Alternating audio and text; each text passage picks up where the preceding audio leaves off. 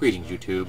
August 26th was Women's Equality Day, which unfortunately I missed. The world is awash in data and sometimes it moves past me. But I'm about to read some information from a blog post, and the information is cited to other sources, that deals with the gender gap. Contested point here on the internets that I've encountered more than once. But the information is quite interesting regardless. In the United States, single-parent households are the most likely to be poor. Not surprising. Snapshot from the National Center for Law and Economic Justice for 2011 reports that 34.2% of single-parent homes headed by females were poor compared to 16.5% of those headed by males. During that time, more than 5 million more women than men lived in poverty. And remember, this is the most powerful nation on Earth. U.S. Census figures also show that women are still earning an average of 77 cents on the dollar compared to wages for men. Between 2010 and 2011, the number of men working full-time increased by 1.7 million compared to 500,000 for women.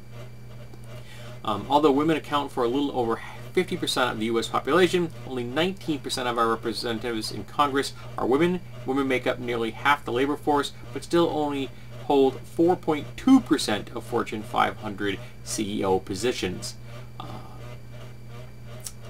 Globally, women make up 45% of the world's workforce, and yet they are 70% of the world's poor.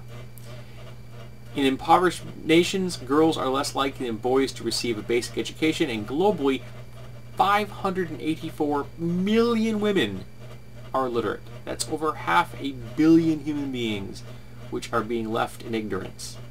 The World Economic Forum has reported that 82 out of the 132 countries improved economic equality between 2011 and 2012, but globally, only 60% of the gender gap has been closed.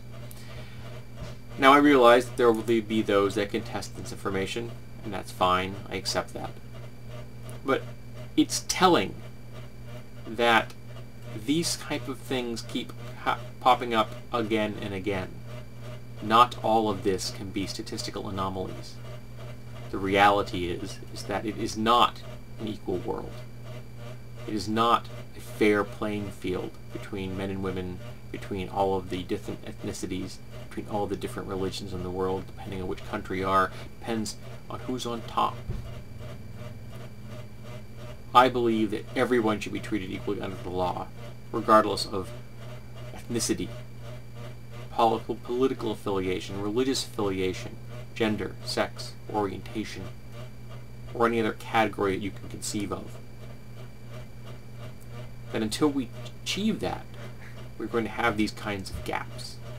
And being aware of those gaps is the first step towards helping to make amends, of helping change the system and move it in the direction towards equality. The first step towards growth is to admit there's a problem, to identify it, to define it, and then you can move forward. But until you do that, you're not going to get anywhere.